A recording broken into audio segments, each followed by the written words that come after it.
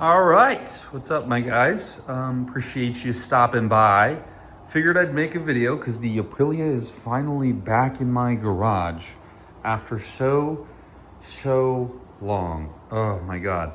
It's nice to see. It's also really sad to see, which I'll talk about here. And the reason I'm making this video is because I may need a little bit of your help. So, you might be thinking, well, this looks fine. Crisis, there's nothing wrong with this motorcycle. That's where you're wrong, my friends. When we look into this motorcycle, you'll see that everything looks fine. Everything looks good. And then, where'd this go? Where's the,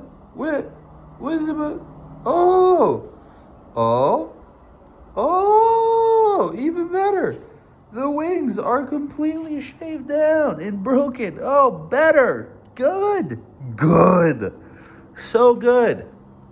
The plastic's all torn up. The plastics are all torn up. We got a bent quick shifter. I need to get a rear set, a lever, because this one's bent as well. It's bent inwards. So sad, to be honest. That's not so terrible. This is terrible. That's so sad to see. So sad. A little scuff on the frame. So let me explain. And some of you may know because you've been on this channel long enough for me to have told this story before. So for one, I appreciate you being here. For two, if you're not new, if you are new, this is the story, okay? And I'm gonna try to tell it as exactly as it was, not to embellish anything. And I'm just gonna cut to the chase. There's a GoFundMe in this video, and I'll explain why. So I purchased this bike. I had an MT-09, and then this was sort of like my fun bike. I purchased it. I had it for a whopping 3 days, made some videos on it, talked about how it was really scary to ride. It is a very powerful bike. This is not the 600, this is the 1000. 212 some horsepower. It's a very scary bike, but I was just talking about how I was getting acquainted with it, so on and so forth. Made, I think, 2 videos on it. Then my second ride, the second ride I ever had, get this shit. A guy was driving intoxicated. I'm not gonna disclose everything. Oh, that's so sad, dude. That is so sad. Ah, fuck me, dude. That is so sad. Anyways, damn. Sorry, I was just getting emotional, bro. That's a fucking shitty situation. Okay, so anyways, the guy, there was a guy that was intoxicated, right? And he was driving in an intersection. I'm going like this, he's coming like this. And when I say intoxicated, I mean high. He was driving intoxicated, but high. And I'm not talking just a little bit, I'm talking like staggering and stumbling and unable to speak fluidly. I'm driving like this, he's going like this. There's no, it's a blind intersection. There's no lights, no red or green lights. It's just you go, and then obviously these people give you the right of way because they're crossing 1 2-lane road where cars are coming this way, and I'm going this way with all the other cars, and they pull onto this road, turn left to continue following traffic. This is later at night. It's about 8-ish p.m., I think, and it's darker, but if you guys know the Aprilia, it has extremely bright headlights, like extremely bright headlights. So you can see this thing coming. I'm not going fast. I'm not I'm not exceeding the speed limit. This was verified by police and the action cam I had on. But anyways, he pulls out into me, like literally as I'm passing the intersection, he pulls out and hits me in the handlebars. So this is all new clip-ons because the handlebar was bent in. I go flying. The problem is I go flying into a curb. I hit the front curb, so this tire popped, flew forward off the bike. I was in the air, and this bike initially tailed up, and then I believe the rear wheel hit the ground or something, and then flipped over and then landed back on this side. And that's obviously where all this damage is done. And then, I was really fucked up. But The guy's name was TLC, of all things, believe that or not. That's his legitimate name, is the letters TLC. He comes up and he's like, "Ooh, you hit me, blah, blah, blah." I was like, "No, dude, I didn't. I recorded it. I have everything."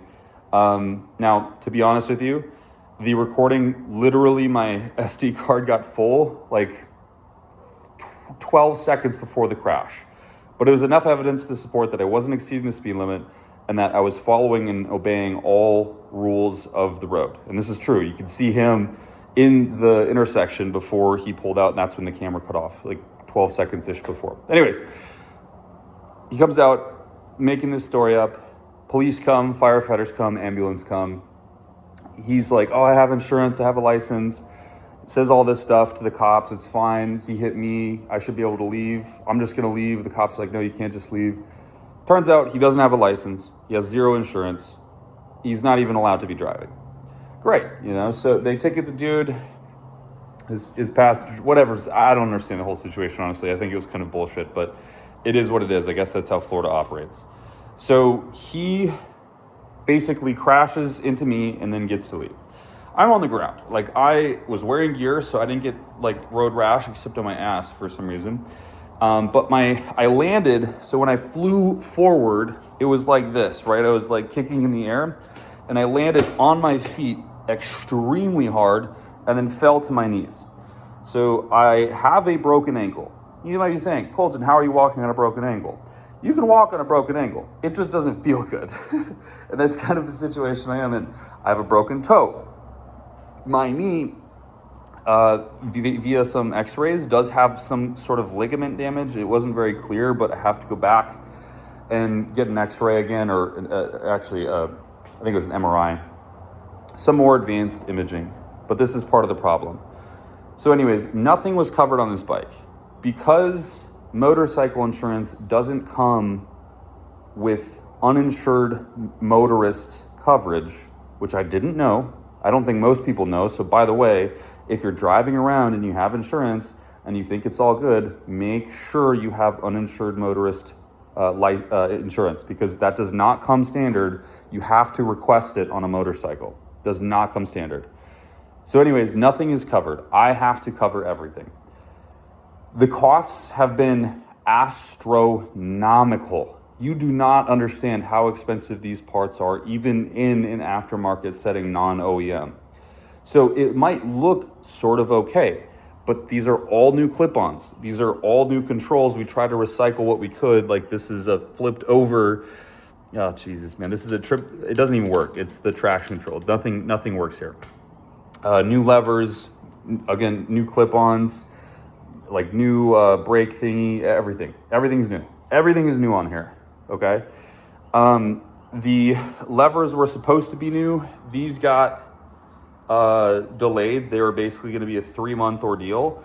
So I said, fuck it. I'm going to keep searching for other levers and a pair of rear sets, because these ones are bent and thrashed. And I didn't want to wait that long until I could ride it. I really do want to ride this thing super bad. So I did what I could do to get a hold of some new sets. Anyways, still waiting on those. Don't actually have them ordered yet. And there's a lot more change, like the rear, they had to drill a hole, and it's just crazy. Just so much stuff to get this thing back in operation to like its bare minimum.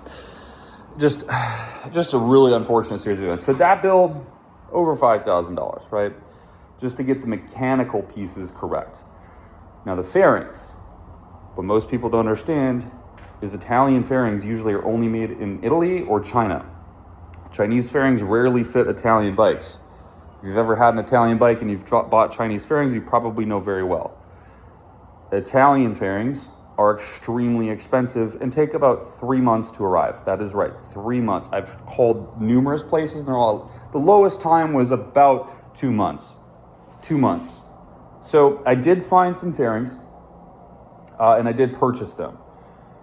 The problem is I'm unsure if they're gonna fit, and it's still gonna take about a month and a half. It was the quickest that they could get here. That was also a very fucking large expense. So all of this is what we're working with right now. I'm at least happy to have the bike on hand again. That's something that makes me happy. It's just really shitty to think that like somebody can just come in here on the road, no license, no insurance, hit a guy and then get off. And sure, I could sue him, and everyone's like, why don't you sue him? The dude didn't have a phone. You know, there was no registration for him. I mean, he was driving a freaking 30-year-old vehicle. Like, I don't think this is the kind of guy who would be able to afford any kind of court fees. So if I sue him, sure, he gets in trouble, but then I'm still out of the lawyer fees, all that other stuff. I'm probably not going to get any reimbursement because the state's not going to pay for it. He would have to pay for it. And then on top of that, all of that money, even if I did win, would still be held up for months and months and months that I wouldn't be able to spend on this bike. So I didn't sue him because 1, he was too poor. 2, I don't want to waste time. I want to ride this bike. It's why I bought it. And I've unfortunately only been able to ride it for two freaking days. So, well, today was my 3rd day. And that's almost 2 months after I bought it, mind you, which is crazy to think about. It's fucking crazy. So that's one thing. The second thing, and I promise I'm almost done with this story. It's getting to be long. You might be wondering where the other bikes are. The Z900 that I just bought is at the shop getting its ECU pulled because we're going to go tune that. We're going to send it to Two Wheels Dyno, and he's going to get tuned. And we're going to put that back in. And it needs an oil change because it just broke it in. This one just got back, so I traded it basically. I went there, picked this up, left that one there. But anyways, the other problem, the VA. I'm a veteran, okay? I have disability from military service. I won't go into great detail because I don't think that's really appropriate, but I do get free healthcare through the VA. I don't have health insurance, I have VA healthcare. The problem is the VA is absolutely garbage, and I think anyone in the comments could agree to that who is a veteran or knows a veteran. It is garbage, and I'm talking straight garbage. It should be illegal with how they treat people and the services that they don't provide. It should be illegal. It doesn't even make sense. Anyways, I am waiting to get medical care for my joints, my knee specifically and my ankle. I have to wait until keep in mind this happened at the end of April. It's May. We're moving into June. Not even, we're looking at July as my appointment time. That's not treatment time. That's my appointment time to get seen. My appointment time to get seen. So meanwhile, I'm walking around on a broken ankle. I have a broken toe. My knee is absolutely obliterated. I don't know what's wrong with it. I just can't bend it and put a lot of weight on it, which sucks because I work out every day. Now I can't really do that. A long story, right? So basically, I'm not trying to wait and be a cripple for months and months and God knows how long. I want to be better, and that means I'm going to have to go the private route for healthcare. But again, your boy kind of just expects the VA to take care of him like it's built to do, but it's not doing that. And so I'm going to have to fork out my pocket of cash for that as well. God knows how much that will be. I was told when I went to the emergency room, they did a x-ray. That x-ray told me kind of how I know my ankle's broken, et cetera, et cetera. My knee has some apparently tendon issues. I don't know exactly. It was kind of unclear. Where is it going with this? I can't remember. I was just going on a rant. Oh, the surgery. The expected cost from the surgeon, I asked when I was at the ER, not the surgeon, but the doctor, I was like, hey, just to kind of ballpark this, like how much would this cost? I don't even want to say the fucking number. It's disgusting. It's disgusting. So, moral of the story, things are really fucked up. I'm going to ask for some help. If you guys help me or not, I don't really care. The best help I could honestly ask for from anybody, because I understand times are hard, is just supporting this channel, even if it's garbage. I try to make good videos, but I don't know. I think they're decent. Maybe. It's just help. I have a GoFundMe link down in the description. That's really all I'll say. It's the only time I'll probably ever bring it up. So if you want to help out, I'm not even going to ask for like all of it, just some of it, some help. Oh great, there's something leaking. Where is this coming from? Oh, it's just coming from here. Is that? Okay, it's just condensation. We're good. Let me know if that's not condensation. I'm not the most bike savvy guy in the world. I think it's just moisture from the gas tank. But yeah, if you want to help out, I'm just asking for the GoFundMe has a very low amount. Anything would genuinely help. So that's really all. I'm just stressing.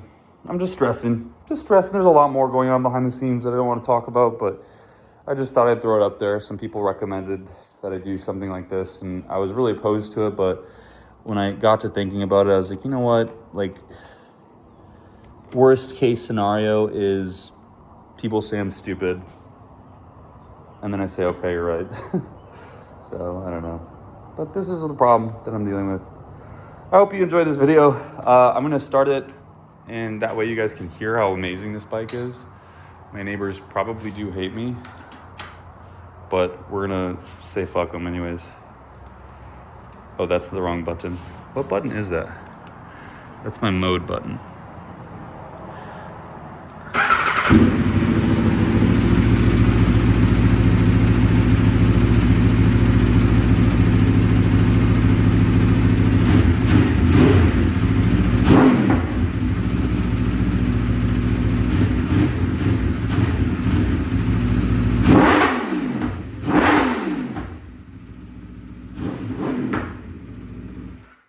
Yeah, so this thing is diabolical. This thing is diabolical. I was driving it home and I was just, taking it easy, going nice and easy. And I realized like I had forgotten to shift because it's kind of really easy to do on this bike. It doesn't get high in the revolutions per minute until you're really on it.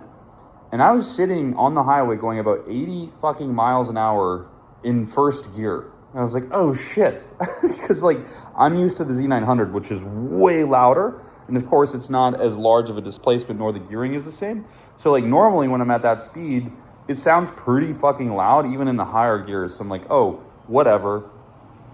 No, this thing was just chilling in first gear. I was like, dude, this is a suicide machine. Anyways, yeah, this is my bike. Whether you help me or not, I'm going to try my best to fix it. So it would make the process, I guess, a lot easier on me, but whatever. You guys being here is enough for me, to be fair. So love y'all. Thank you for helping me in any way you can. Let's get this bike back to looking as pretty as it should be. How about that?